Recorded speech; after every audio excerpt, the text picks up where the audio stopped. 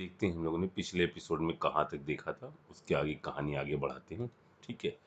अच्छा, पिछले एपिसोड में हम लोगों ने बात कर ली थी कि यदि हमें पहली कॉलिगेटिव प्रॉपर्टी के बारे में, relative lowering in vapour pressure के बारे में, हम लोगों ने दो फॉर्मूले देखे थे। ठीक है, क्या थे जरा वो दो फॉर्मूले फटाफट देख लेते। पी एस अपॉन क्या था, P S not equal to, अगर ये नॉट आ गया मतलब रिलेटिव लोअरिंग के बारे में बात हो रही है। ठीक है, ये किसके बराबर था, एक्स बी। एक्स बी क्या था, या एक्स बी लिखो या एक्स लिखो, बस टर्म का मतलब समझ में आना चाहिए कि ये क्या इंफॉर्मेशन दे रहा है। ये हमारा था मोल फ्रैक्शन ऑफ क्या, mole fraction of non volatile solute. ठीक है। अच्छा, इसके बारे में बात करी थी। देन हम लोगों ने इसी फॉर्मूले को एक दूसरी चीज में चेंज कर लिया था कि P not minus P S upon P S बराबर छोटू एन अपॉन बड़ू एन।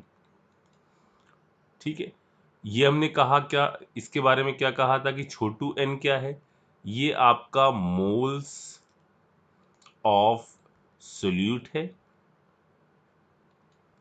और नीचे वाला आपका क्या है, मोल्स ऑफ सॉल्वेंट है। ठीक है, इतनी चीज़ों के बारे में बात करी थी। इसी फॉर्मूले को थोड़ा सा हमने मैनिपुलेट कर दिया था, और इसके अंदर एक चीज़ और हम निकाल रहे थे। कुछ बच्चों को उसमें दिक्कत थी, मुझसे पूछ रहे थे पर्सनल पर, इसलिए मैं इसको भी थोड़ा बता दूं मैंने इसको कैसे मैनिपुलेट किया था। दिस इक्वल टू, ये हो गया वेट अपॉन मॉलिक्यूलर वेट, ये हो गया, या इसको मैं ऐसे ही लिखता हूं इसको मैं एन ही लिखता हूं, इसको मैं कर देता हूं वेट अपॉन मॉलिक्यूलर वेट। ठीक है।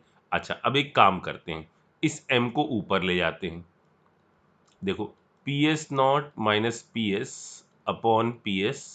देखो बच्चों, वीडियो थोड़ा बड़ा जरूर हो जाएगा लेकिन सबको हर चीज समझ में आ जाएगी। तो ये हो गया n मोल्स ऑफ सोल्यूट, ये हो गया weight of solvent into m। ये टर्म देखो, अगर आप ये वाला टर्म, ये वाला टर्म, तो ये अभी तक क्या है, ये अभी है number of moles per gram of solvent. ठीक है। अच्छा, यदि मैं इसमें 1000 से मल्टीप्लाई कर दूं, अब 1000 से मल्टीप्लाई किया है तो डिवाइड भी करना पड़ेगा, तो मैंने डिवाइड भी कर दिया। तो ये टर्म हमारा क्या बन गया, ये वाला टर्म। इसके बारे में मैं कह रहा था कि ये टर्म जो हमारा बन गया, ये टर्म हमारा बन गया क्या, मोलेलिटी स्मॉल m। ठीक है। अच्छा, अब बाकी जो टर्म है इसको इधर ले जाओ, यानी मोलेलिटी बराबर आ गया था P not minus P S upon P S, इधर आ गया क्या, m। m क्या है, ये है मॉलिक्यूलर वेट ऑफ सॉल्वेंट। जैसे पानी में आपने कुछ मिलाया तो यहां पर आपको क्या रख देना पड़ेगा, 18 मल्टीप्लाई बाई 1000। ठीक है, ये इंफॉर्मेशन मोलेलिटी के बारे में आ गई। ठीक है, कहीं पर भी बच्चों मोल फ्रैक्शन दिया हो तो क्या आप मोलेलिटी चेंज कर लोगे, मोल फ्रैक्शन से मोलेलिटी निकाल सकते हैं अपन। जैसे हमने कहा 0.2 मोल फ्रैक्शन ऑफ CO2, 0.2 आपका CO2 ले लो, या 0.2 आपका मोल फ्रैक्शन है यूरिया का इन वाटर, ऐसे लिख देते हैं कि 0.2 यूरिया है, ये मोल फ्रैक्शन ऑफ यूरिया है। आपसे कहा गया find molality of solution, find molality of solution, तो निकाल लेंगे अपन। ठीक है, 0.2 आपका क्या है, यूरिया है। ठीक है, इसका मतलब क्या हो जाएगा, 0.8 जो है ये मोल्स किसके हो जाएंगे, दोनों का सम 1 है, तो 0.8 जो है मोल फ्रैक्शन किसके हो जाएंगे, वाटर के। ठीक है, अब हम क्या करेंगे, वाटर जो हमको दिया गया है इतने वाटर में मतलब इसके हम ग्राम में इसको कन्वर्ट कर लेंगे कि दिस मल्टीप्लाई बाई 18 ग्राम, इसके अंदर जो पड़े हुए हैं मोल्स वो कितने हैं, इतने मोल यूरिया के हैं। तो फिर एक मोल में, तो फिर 1 ग्राम में, फिर 1000 ग्राम में। इससे हमको पता चल जाएगा कि हमारा इस पर्टिकुलर सॉल्यूशन की मोलैलिटी क्या है। ठीक है, इसी तरह से मोलैलिटी दी जाए तो हम मोल फ्रैक्शन में आ जाएंगे। ठीक है।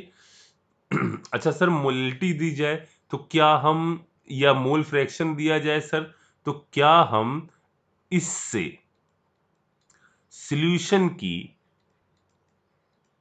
मोलैलिटी बता लेंगे? फाइंड मोलैलिटी ऑफ सॉल्यूशन बता सकते हैं, बस कुछ इंफॉर्मेशन हमको पता होनी चाहिए। क्योंकि मोलैलिटी जो है ये वेट बाई वॉल्यूम का टर्म है।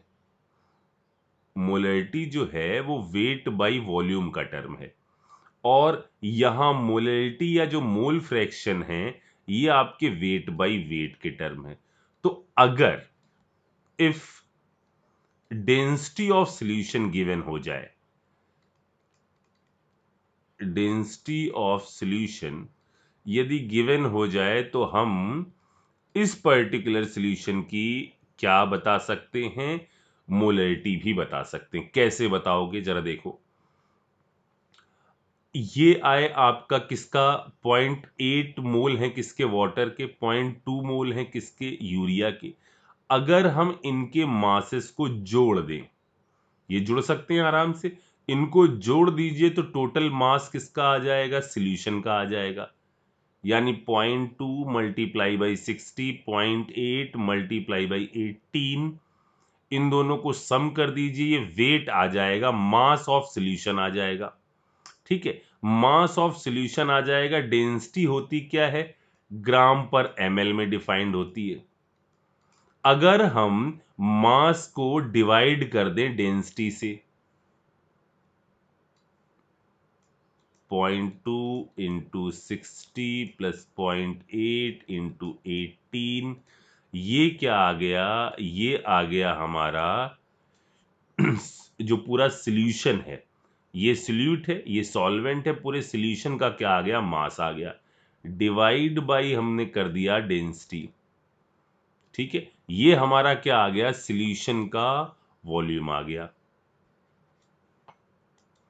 इतने ml सॉल्यूशन में कितने मोल यूरिया के हैं, 0.2। तो फिर से 1 ml के अंदर, और मोलैलिटी की डेफिनेशन क्या होती है, 1000 ml सॉल्यूशन के अंदर कितने मोल प्रेजेंट हैं। ठीक है, तो ये भी निकल आएगा।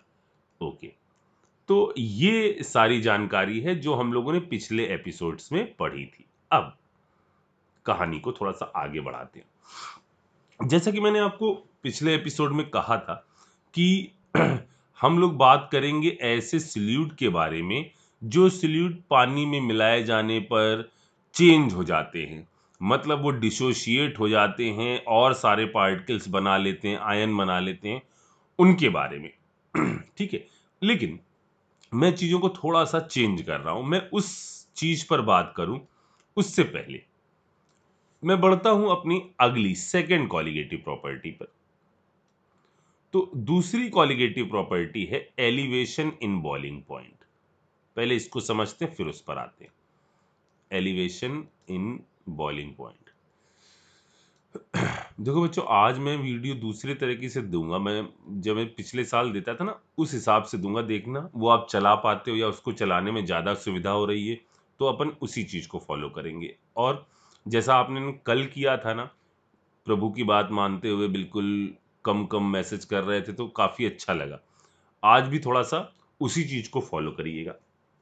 ठीक है, तो बात करते हैं एलिवेशन इन बॉइलिंग पॉइंट की। क्या होता है इसको समझते हैं। देखो, जैसे हमने एक कंटेनर ले लिया, ठीक है, यहां पर अभी हमने प्योर वाटर भरा हुआ है। समझना थोड़ा सा, मैं इस पे ज्यादा बोलूंगा। यहां पर हमारा प्योर वाटर भरा हुआ है। ठीक है, पहले थोड़ा सा इसकी फील लेते हैं कि वेपराइजेशन क्या है और बॉइलिंग क्या है। ऐसा बुकिश शब्द, मैं उसको पूरा डिटेल में आपको बताऊंगा क्या चीजें होती हैं। पहले जो बुकिश लैंग्वेज है उसको समझ लीजिए। जब आपका किसी भी लिक्विड के अंदर फेज ट्रांजिशन सरफेस से होता है, यानी इसमें जो हाई काइनेटिक एनर्जी वाले हैं जो वेपर फेज में जाते हैं, यहां हो क्या रहा है, H2O लिक्विड H2O गैस में कन्वर्ट हो रहा है, यानी ये बबल के फॉर्म में, हाई काइनेटिक एनर्जी वाले जो पार्टिकल हैं बबल की फॉर्म में ये ऊपर जा रहे हैं। ठीक है, इस प्रोसेस को हम बोलते हैं क्या, वेपराइजेशन।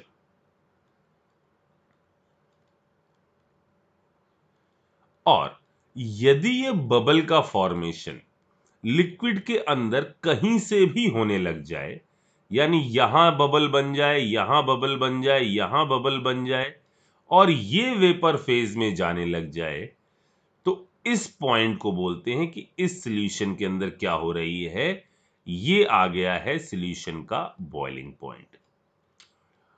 और अब इस चीज की आपको ये पहले छोटी सी एक बात समझ में आ गई कि यदि फेज ट्रांसफर अपर सरफेस से होता है तो उसको बोलते हैं हम वेपराइजेशन, और यदि फेज ट्रांसफर जो है इस लिक्विड के अंदर कहीं भी आपका इस तरह से बबल बन जाए और वो वेपर फेज में जाए, तो इस प्रोसेस को कहते हैं हम बॉइलिंग हो रही है। यानी जब फेज ट्रांसफर अपर सरफेस से तो वेपराइजेशन, और जब bubble formation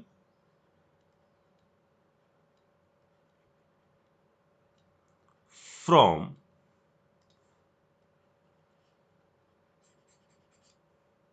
bubble formation take place from any part, कहीं पर से भी यदि आपका इस तरह से बबल फॉर्मेशन होता है तो उसको हम, उस पर्टिकुलर जगह को हम कहते हैं कि यहां पर हमारा सॉल्यूशन का क्या आ गया, बॉइलिंग पॉइंट आ गया। जाहिर सी बात है ये आपको इतनी फील अभी नहीं दे रहा होगा, तो अभी आप डाउट मत पूछिएगा। ठीक है, अभी सुनते चलो, इसको मैं कई तरीके से आपके सामने रखूंगा। अब बॉइलिंग को समझने के लिए आपको क्या करना पड़ेगा, आपको इस प्योर वाटर को रखना पड़ेगा एक पिस्टन सिलेंडर सिस्टम के अंदर। यहां हमने इस प्योर वाटर को प्लेस कर दिया है। ठीक है, और मैंने आपको इसकी कंडीशन जो है वो ऐसी बताई कि इस वक्त ये प्योर वाटर जो है रखा हुआ है 373 केल्विन पर, और बाहर से जो प्रेशर लग रहा है पी, वो है 1 atm। आप सब ने बचपन से इस चीज को पढ़ा है कि ये जो है ये तो प्योर वाटर का क्या है, बॉइलिंग पॉइंट है। तो होता क्या है इस वक्त एक इक्विलिब्रियम एग्जिस्ट कर रहा है। देखिए, बाहर से एक्सटर्नल प्रेशर कितना लग रहा है, 1 atm। बाहर से एक्सटर्नल प्रेशर कितना लग रहा है, 1 atm। और ये जो प्योर वाटर है ये भी कितना वेपर प्रेशर एक्सर्ट कर रही है। यदि ये टेम्परेचर होता है तो ये जो वेपर बनाएगी उसका भी प्रेशर कितना है, इसका भी प्रेशर कितना है, यहां का ये पिस्टन कहीं मूव नहीं कर रहा। इस वक्त ये जो इसके ऊपर प्रेशर लगाएगी ये प्रेशर भी कितना है, 1 atm है। यानी ये पिस्टन एक ऐसी स्टेज में है, ना ये ऊपर जा रहा है ना नीचे जा रहा है। अच्छा, अब होता क्या है, जरा एक छोटी सी बात समझो। होता क्या है, बिफोर बॉइलिंग क्या चीज होती है, हाई काइनेटिक एनर्जी वाले ऊपर जाते हैं। अब देखो, बबल फॉर्मेशन के लिए क्या जरूरी है, बबल फॉर्मेशन के लिए यह जरूरी है कि इसको आप ऐसे सोचा करो, जैसे हम कहते हैं ना कि इस पर्टिकुलर सॉल्यूशन का वेपर प्रेशर ज्यादा है, इस पर्टिकुलर सॉल्यूशन का वेपर प्रेशर कम है। इसको आप इस एनालॉजी से समझा करो। जैसे मान लो, अभी पूरी कहानी समझ में आ जाएगी, थोड़ा सा पेशेंस रखना पड़ेगा। जैसे मान लो हमने कहा कि ये जो ए लिक्विड है, ठीक है, ए लिक्विड है और ये जो बी लिक्विड है, इसमें मैंने कह दिया कि बच्चों ए लिक्विड का वेपर प्रेशर, ए लिक्विड का vapour pressure of A, vapour pressure of A ज्यादा है वेपर प्रेशर ऑफ बी की तुलना में। देखो बच्चों, इसको आप ऐसे रिलेट करो कि यहां का वेपर प्रेशर ज्यादा है ना, इसका मतलब यहां से जो बॉल उड़ी, ए के कंटेनर से जो बॉल उड़ी है, वो जाकर इस कंटेनर पर तेजी से टक टक टक बहुत तेजी से हिट कर रही है। और यहां से जो उड़ी बॉल है, ये आपका उतनी तेजी से हिट नहीं कर रही है। सिंपल सी प्रेशर एक्सर्ट करने का तो यही लॉजिक होता है कि एक का वेपर प्रेशर ज्यादा, मतलब इसकी बॉलें ज्यादा तेजी से इस सरफेस से टकरा रही हैं। एक का वेपर प्रेशर कम, मतलब ये जो पर यूनिट एरिया जो फोर्स अप्लाई कर रही हैं वो कम है। अगर मैं इसको इसको इस थॉट को थोड़ा सा और एनालाइज करना चाहूं, तो मैं इसको यह कह सकता हूं कि यहां से जो उड़ने वाली बॉल है, एक कंटेनर से जो उड़ने वाली बॉल है, वो थोड़ी सॉलिड बॉल है, ठोस बॉल है। और यहां से जो उड़ने वाली बॉल है, वो थोड़ी सी पोली बॉल है। सर पोली मतलब उतनी सॉलिड बॉल नहीं है। आप इस एनालॉजी को ऐसे भी दिमाग में सेट कर सकते हो। देखिए, कहीं बुक में नहीं मिलेगा, ये बस थॉट एक्सपेरिमेंट के थ्रू समझ में आएगा। ये ए वाली बॉल यदि इस कंटेनर पर ज्यादा प्रेशर लगा रही है, इसका मतलब इसकी जो बॉलें हैं वो कैसी हैं? सॉलिड। इसकी बॉलें जो हैं वो कैसी हैं? थोड़ी सी पोली हैं। इसका मतलब क्या मैं वेपर प्रेशर को एक टर्म से और रिलेट कर सकता हूं कि वेपर प्रेशर, मैं अपनी एनालॉजी के थ्रू एक नया थॉट डेवलप कर रहा हूं, और वो थॉट ये है कि मैं वेपर प्रेशर को ये कह दूं कि ये इस बबल पर अंदर से बाहर लगने वाला फोर्स है। ये इस बबल पर अंदर से बाहर लगने वाला फोर्स है। सर ये वाली बात बिल्कुल नहीं झेली। मैं कह रहा हूं कि अगर मैंने कहा कि इस ए कंटेनर की बॉल ज्यादा तेजी से टकरा रही है, मतलब ये बॉल कैसी है? सॉलिड है। ये बॉल यदि सॉलिड है तो मैं इसको ये कह रहा हूं कि अगर ए का वेपर प्रेशर ज्यादा है, तो मैं थॉट अब रिपीट कर रहा हूं, पीछे ला रहा हूं कि ए कंटेनर का वेपर प्रेशर ज्यादा, मतलब इसकी बॉलें ज्यादा तेजी से टकरा रही, मतलब इसकी बॉलें सॉलिड है, मतलब इसकी बॉलों में अंदर से बाहर लगने वाला फोर्स कैसा है? ज्यादा, तभी ये बहुत सॉलिड बॉल बनी। और यहां इधर जो कंटेनर बी है, ये थोड़ी सी पोली बॉल बनी है, मतलब इसके अंदर अंदर से बाहर लगने वाला फोर्स थोड़ा कम है। ठीक है, जितना ज्यादा वेपर प्रेशर होगा, मतलब क्या सोचो कि ये जो पर्टिकुलर बॉल है उसमें अंदर से बाहर फोर्स जबरदस्त लग रहा होगा। वेपर प्रेशर का मतलब अंदर से बाहर लगने वाला फोर्स। ऐसी कंडीशन में जो बॉल बनेगी, वो बॉल कैसी बनेगी? सॉलिड बनेगी, और वो जाकर जब टकराएगी तो प्रेशर ज्यादा एक्सर्ट करेगी। सर कुछ कुछ तो समझ में आया, कुछ कुछ तो समझ में आया कि आपने वेपर प्रेशर को इन बॉल्स के शेप और अंदर से बाहर लगने वाले फोर्स से आप रिलेट करना चाहते हो।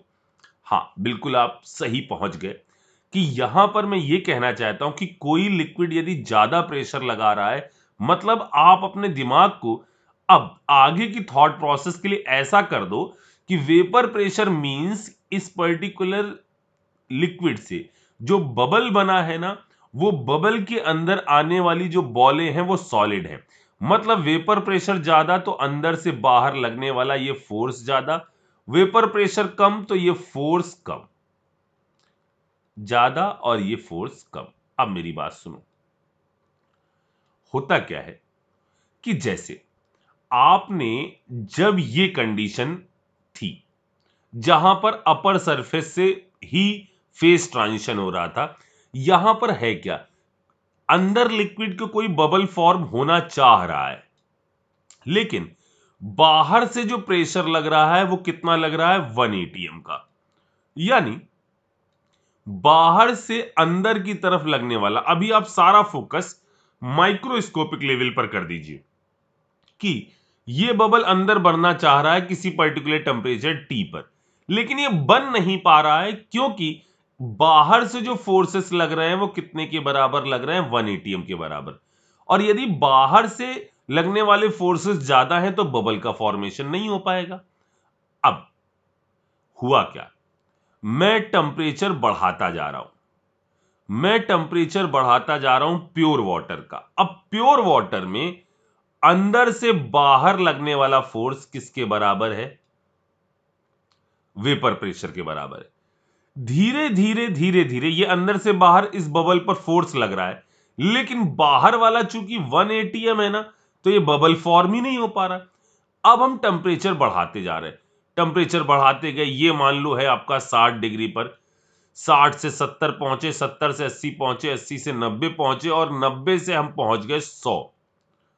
जब 90 से हम 100 पहुंचे और 100 डिग्री हमारा टेम्परेचर हो गया यानी सेल्सियस में, तो यहां पर 373 केल्विन टेम्परेचर आ गया। और तब हम सबको पता है कि अंदर से बाहर, आपको पता है प्योर वाटर का वेपर प्रेशर कितना होता है, इस कंडीशन में आप कहते हो 1 एटीएम। मींस क्या हुआ, मींस ये हुआ कि इस वाटर जो बबल फॉर्म होना चाह रहा था, इस कंडीशन में इसमें अंदर से बाहर लगने वाला फोर्स कितना हुआ, 1 एटीएम।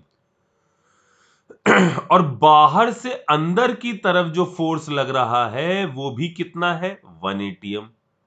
इसका मतलब अब ये बबल इस लिक्विड की सरफेस के अंदर भी फॉर्म हो सकता है और ये फिर कुड़ुक कुड़ुक करके ऊपर जाएगा। मतलब यहां पर स्टार्ट हुई है क्या, बॉइलिंग।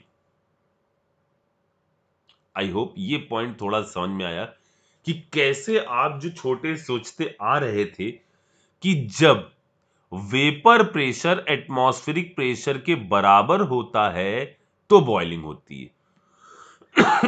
इसको हमने माइक्रोस्कोपिक लेवल पर आपको समझाया कि यहां पर क्या हो रहा है। बड़े लेवल पर अगर देखा जाए, बड़े लेवल पर इसको क्या कहोगे, बड़े लेवल पर इसको ऐसे कह सकते हो कि सर ये जो वेपर है यहां आई और इसका जो प्रेशर है ये भी 1 एटीएम है, बाहर का प्रेशर भी 1 एटीएम है, एक इक्विलिब्रियम आ रहा है और इस इक्विलिब्रियम कंडीशन पर जो टेम्परेचर होता है उस टेम्परेचर को आप क्या कहते हो, बॉइलिंग पॉइंट। या इसको ऐसा कह सकते हो कि जब vapour pressure of liquid of water बराबर हो जाए किसके, एटमॉस्फेरिक प्रेशर के, तो ये बड़े सेंस में इसको ऐसे बोला जाता है। लेकिन अगर इसको आप माइक्रोस्कोपिक लेवल पर समझना चाहो कि छोटे स्तर पर एक्चुअली बॉइलिंग का मतलब क्या है, तो ये उसके लिए आपको इन बॉलों पर जाना पड़ेगा कि वेपर प्रेशर का मतलब क्या, अंदर से बाहर लगने वाला फोर्स ज्यादा। कोई कंटेनर ज्यादा फोर्स लगा रही है, ज्यादा प्रेशर लगा रही है, मतलब उसकी बॉलें सॉलिड है।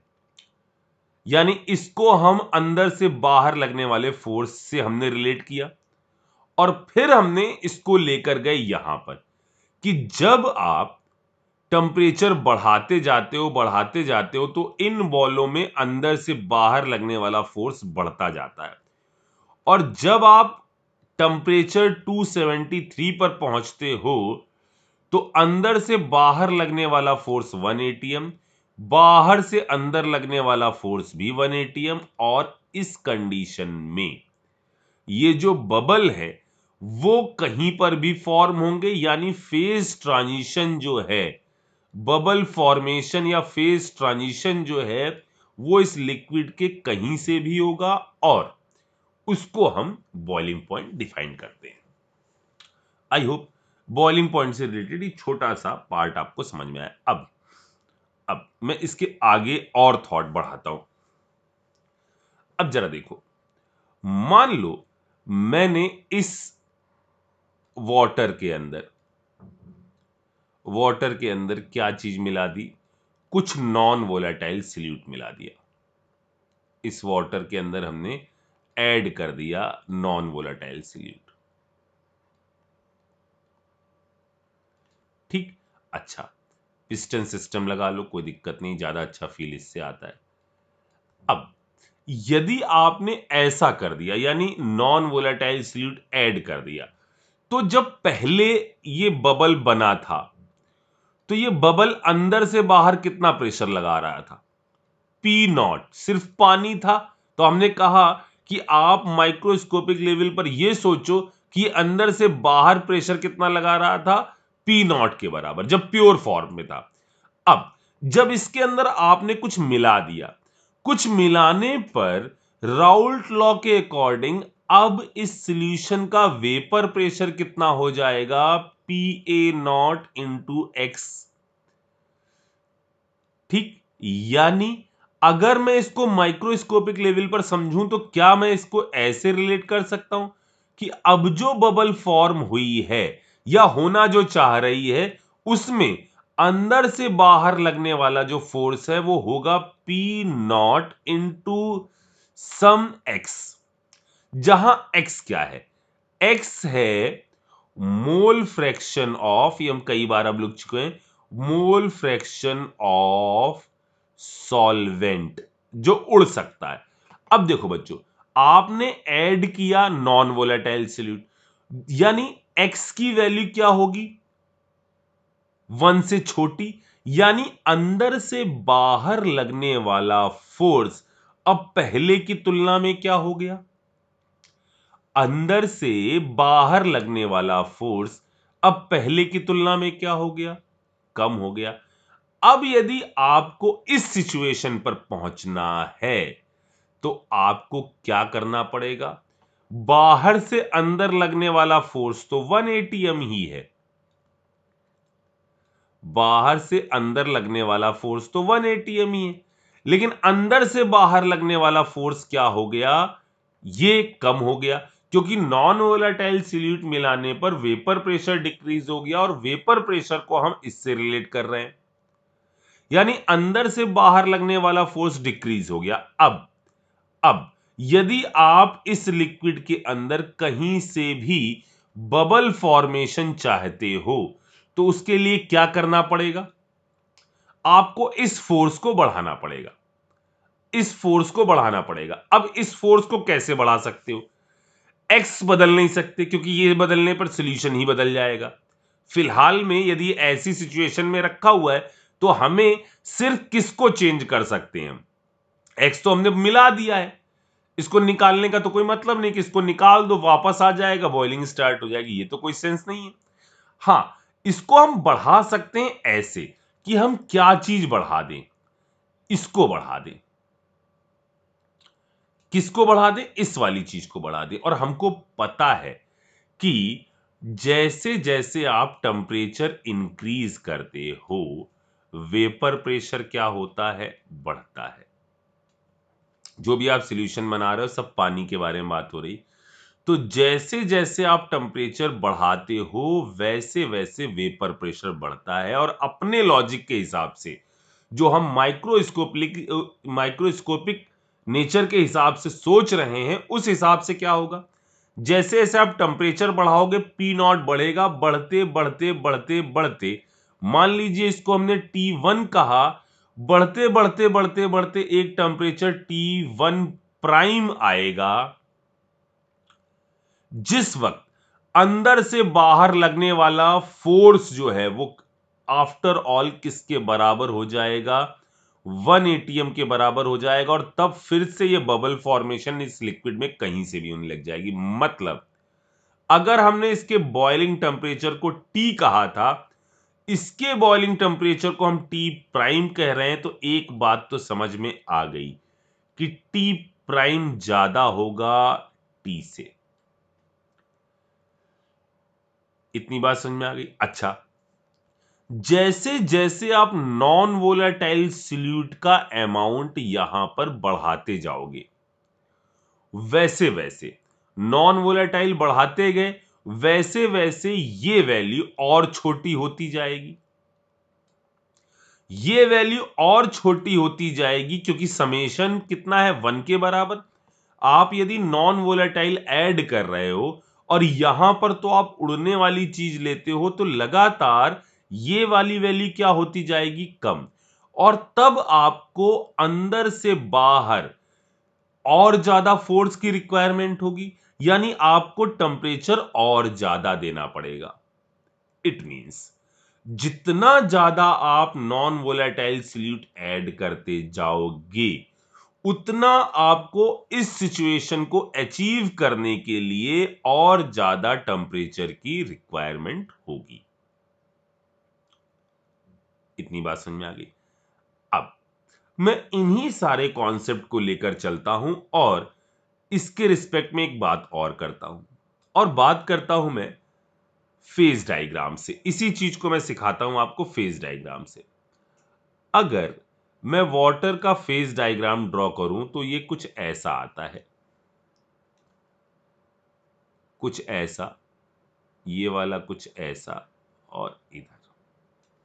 ठीक है, ये प्रेशर वर्सेस टेम्परेचर। यहां है आपका सॉलिड, लिक्विड, गैस। फिलहाल हम बॉइलिंग से रिलेटेड बात कर रहे हैं, यानी हमारा जो डिस्कशन का विषय है फिलहाल में ये लिक्विड और गैस के इक्विलिब्रियम पर हमारा डिस्कशन है। ये सारा पॉइंट यहां से यहां, ये जो हम ओ ए, हमारा सारा डिस्कशन इस पर है, इस लाइन पर। ठीक है, तो क्यों ना हम बाकी पार्ट को हटा दें और सिर्फ इससे डीलिंग करनी चालू करें। ठीक है, तो हमने इस फेज डायग्राम में बाकी पार्ट्स को हटा दिया और सिर्फ हम इस पार्ट को, जो ओ ए वाला पार्ट है, इस पर बात कर रहे हैं। ठीक है, जैसे ये हमने ये ओ ए वाला पार्ट ले लिया। ठीक, ये है प्रेशर 1 एटीएम। अभी ये जो हमने ग्राफ बनाया है ये वाटर के लिए है, जो रेड ग्राफ है ये वाटर के लिए है। और वो जो सिचुएशन ऊपर मैंने आपको दिखाई थी उस वक्त ये जो टेम्परेचर है जिसको हम बॉइलिंग कह रहे हैं ये आपका 373 है। अब बच्चों मान लो हमने इस वाटर के अंदर ऐड कर दिया नॉन वोलेटाइल सॉल्यूट। ठीक है, अब क्या हुआ? अब इस पर्टिकुलर वाटर पर जब हमने नॉन वोलेटाइल सॉल्यूट ऐड कर दिया तो हमारे ग्राफ पर क्या फर्क पड़ेगा? ये वाटर का ग्राफ था, अब जो सॉल्यूशन का ग्राफ आएगा वो ऐसे आएगा, पीछे आएगा या आगे आएगा। तो इसी टेम्परेचर पर अब हमारा जो सॉल्यूशन तैयार हुआ उसका जो टेम्परेचर है उस कंडीशन वाला जब बबल कहीं से भी फॉर्म होगी तो बढ़ा हुआ है। मतलब ये है हमारा सॉल्यूशन 1 का ग्राफ, जिसके अंदर हमने नॉन वोलेटाइल सॉल्यूट मिला रखा है। हमने कहा और यदि हम नॉन वोलेटाइल सॉल्यूट मिला दें तो, और मिला दो नॉन वोलेटाइल सॉल्यूट, ये ग्राफ और आगे शिफ्ट हो जाएगा। मतलब ये जो लाइनें आपको बता रही हैं, जैसे 1 एटीएम पर ये आया, क्या चीज? Boiling point of water. इसी लाइन को आप आगे बढ़ा दो, ये वाला पॉइंट, ये वाला पॉइंट, ये आया सॉल्यूशन 1 का बॉइलिंग पॉइंट। ये वाला लाइन, ये वाली लाइन आई सॉल्यूशन 2 का बॉइलिंग पॉइंट। आई होप ये चीज क्लियर हो गई होगी। ये बॉइलिंग पॉइंट आया सॉल्यूशन 2 का।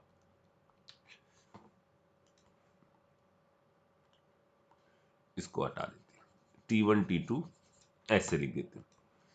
इसको कर देते हैं T, इसको कह देते हैं T1, इसको कह देते हैं T2। तो जो हम लोग ने ऊपर पढ़ा उसको हम इन ग्राफ से भी फील कर सकते हैं। अच्छा, यहां वाटर था, आपने कुछ मिला दिया, ये देखो क्या हुआ, आपको और टेम्परेचर देना पड़ा, तब अंदर से बाहर लगने वाला फोर्स और बाहर से अंदर लगने वाला फोर्स बराबर हुआ और कहीं से भी बबल फॉर्मेशन हुआ। या ये इसको आप ऐसे भी कह सकते हो कि जब आपने इस सॉल्यूशन को बनाने के लिए नॉन वोलेटाइल सॉल्यूट मिलाया, तो आपको इस पिस्टन के साथ इक्विलिब्रियम मेंटेन करना है, तो क्या सोचोगे? अंदर से बाहर, या ये जो वेपर प्रेशर हो गया, इस जगह पर जो वेपर प्रेशर हो गया, ये कैसा हो गया? डिक्रीज कर गया। ये डिक्रीज कर गया, तो ऐसी कंडीशन में यदि आपको इस पिस्टन और इस सिस्टम के बीच में इक्विलिब्रियम मेंटेन करना है, तो इक्विलिब्रियम मेंटेन करने के लिए टेम्परेचर और ज्यादा देना पड़ेगा, ताकि अंदर और बाहर का प्रेशर कैसा हो जाए? बराबर हो जाए। ठीक है, तो या तो आप बबल के थ्रू सोच सकते हैं या इसके थ्रू सोच सकते हैं। दोनों से रिजल्ट जो आए वो हमारे सामने ये आए। अब हम इन रिजल्ट पर थोड़ा सा और वर्क करते हैं। अगर हम इसको एक अप्रोक्सीमेशन के थ्रू ट्रायंगल्स मान लें कि ये एक ट्रायंगल है और ये एक छोटू ट्रायंगल है, इसके अंदर मैंने कहा ओ ए और ये वाला पॉइंट जो है बी है, ये कुछ ओ सी और ये वाला पॉइंट कुछ डी है। तो हम सब तो मैथ्स जानते ही हैं। O A upon O B equal to O C upon O D. हमने छोटू वाले ट्रायंगल पर इतना की जो कर्व आ रहा है उसको निगलेक्शन हो जाए हमारा, बिल्कुल पास में हमने इस तरह से ट्रायंगल बना लिया। अच्छा, अब मैं एक बात आपसे पूछता हूं, इसको मैं ऐसे लिख लेता हूं, पहले ओसी वाला टर्म लिख लेता हूं। ओ सी, ओ डी, ओ ए, ओ बी। अच्छा, मैं ओ सी को ये लिख सकता हूं elevation in boiling point for solution 2, यानी प्योर वाटर की तुलना में सॉल्यूशन 2 के अंदर कितना बॉइलिंग पॉइंट बढ़ गया, इसको मैंने डेल्टा टी भी लिख दिया। ठीक है, ओ डी को मैं क्या लिख सकता हूं कि सॉल्यूशन 1 में प्योर वाटर की तुलना में कितना बॉइलिंग पॉइंट बढ़ गया, इतना लिख सकता हूं मैं। ठीक है, अच्छा अब इधर आ जाओ, यहां से यहां इस पॉइंट को हम कह रहे हैं पी नॉट। ठीक है, ये पॉइंट क्या हो जाएगा? ये हो जाएगा सॉल्यूशन 1 का प्रेशर, ये हो जाएगा क्या? इस टेम्परेचर पर सॉल्यूशन 2 का प्रेशर। ठीक है, यानी ओ ए, ये वैल्यू को मैं लिख सकता हूं P S not minus P S two upon, नीचे वाली टर्म को मैं क्या लिख सकता हूं? P not minus P S one. ठीक है, अच्छा अब मेरी बात सुनो, ये जो P not minus P S है, ठीक है, अगर मैं इसके अंदर डिवाइड बाई पी नॉट कर दूं, डिवाइड बाई पी नॉट ऊपर कर दूं, डिवाइड बाई पी नॉट नीचे कर दूं, मान लो ऐसा मैंने कर दिया, तो ये टर्म क्या आ गया? ये टर्म आ गया रिलेटिव लोरिंग फॉर सॉल्यूशन 2, ये टर्म आ गया रिलेटिव लोरिंग फॉर सॉल्यूशन 1। और रिलेटिव लोरिंग वाला जो टर्म है, या ऐसा भी सोच लो, ऐसे कर लो, इस वाले टर्म पे हमने डिवाइड कर दिया है, या कुछ भी ना डिवाइड करो, ऐसे सोचो, ऐसे सोचो कि यहां पर पी नॉट, इसको मैं ऐसे लिख सकता हूं, P बराबर जो है P S not into x, ऐसे आया था। ठीक है, इसी फॉर्मूले को थोड़ा सा जब हमने मैनिपुलेट किया था तो ये आ गया था P not minus P S upon P S, ये आ गया था। ठीक है, और ये चीज मैंने आगे प्रूफ करी थी आज वाली क्लास में कि इसको मैंने डायरेक्टली प्रोपोर्शनल क्या कर दिया था? एम के कर दिया था। देखो, ये शुरुआत वाली चीज, यही वाली चीज तो डायरेक्टली प्रोपोर्शनल हो गई थी किसके, एम के। ठीक है सर, डायरेक्टली बाकी वाले टर्म जो है वो सब अभी हमने निग्लेक्ट कर दिया, हम तो डायरेक्टली प्रोपोर्शनल का साइन के बारे में सोच रहे हैं। यानी ये वाला टर्म, ये वाला टर्म डायरेक्टली प्रोपोर्शनल हो गया किसके, मोलैलिटी के। और एलिवेशन डायरेक्टली प्रोपोर्शनल है किसके, इसके। तो हम यहां से ये चीज कंक्लूड कर सकते हैं कि जो भी एलिवेशन है वो आपका डायरेक्टली प्रोपोर्शनल होगा इसके, और ये डायरेक्टली प्रोपोर्शनल है किसके, एम के। यानी ओवरऑल जो एलिवेशन इन बॉइलिंग पॉइंट है वो डायरेक्टली प्रोपोर्शनल हो जाएगा एम के। या ये प्रोपोर्शनलिटी का साइन हम हटा दें तो डेल्टा टी बी बराबर हो जाएगा के बी मल्टीप्लाई बाई एम। यहां के बी एक कांस्टेंट है जिसको हम बोलते हैं molal elevation boiling point constant. Molal, अब यहां देखो, इससे पहले जो बच्चों हमने पिछले एपिसोड में जो कल हम लोगों ने प्रॉपर्टी पढ़ी थी, पहली कॉलिगेटिव प्रॉपर्टी यानी एलिवेशन बॉइलिंग पॉइंट, उसके अंदर हम लोगों ने कौन सा टर्म डिफाइन किया था, मोल फ्रैक्शन डिफाइन किया था। आज हम लोगों ने यहां पर क्या किया, मोलैलिटी डिफाइन करी। टेम्परेचर चेंज हो रहा है, हमने ऐसी चीज को चुनना ज्यादा सही समझा जिसके अंदर टेम्परेचर का इफेक्ट जो है वो कम आ रहा हो। ठीक है, तो यूनिवर्सली सब लोगों ने इस चीज को एक्सेप्ट किया कि मोलैलिटी रखने पर ज्यादा अच्छे रिजल्ट्स आ रहे हैं, इसलिए यहां पर हमने कॉन्सेंट्रेशन या जो मिलाया गया अमाउंट है उसको मोलैलिटी के फॉर्म में रखना सही समझा। तो ये जो आया केबी, केबी क्या चीज आई, इसको हमने कहा molal elevation boiling point constant. ठीक है, या इसका एक नाम और होता है इबिलियोस्कोपिक कांस्टेंट, या इसको हम और एक नाम देते हैं स्कोपिक कांस्टेंट। सर इसका क्या मतलब है, कुछ नहीं, नाम है बस, टेंशन लेने का नहीं। इतनी बात समझ में आ गई। अच्छा, अब इसमें थोड़ा सा और डिस्कशन करते हैं, या पहले इसको देख लो आप, क्योंकि और डिस्कशन में एक गड़बड़ हो सकती है, बहुत बड़ा वीडियो हो जाएगा। ठीक है, तो पहले इतनी चीज समझ में आ गई कि जो आप मिला रहे हो जितना उसकी कॉन्सेंट्रेशन ज्यादा होगी उतना एलिवेशन ज्यादा होगा, उतना आपका सॉल्यूशन में बॉइलिंग जो है वो देर से स्टार्ट होगी, उतना आपको टेम्परेचर ज्यादा देना पड़ेगा। तो पहले इसको टिप्स इसको देखो, फिर हम एपिसोड को आगे बढ़ाते हैं।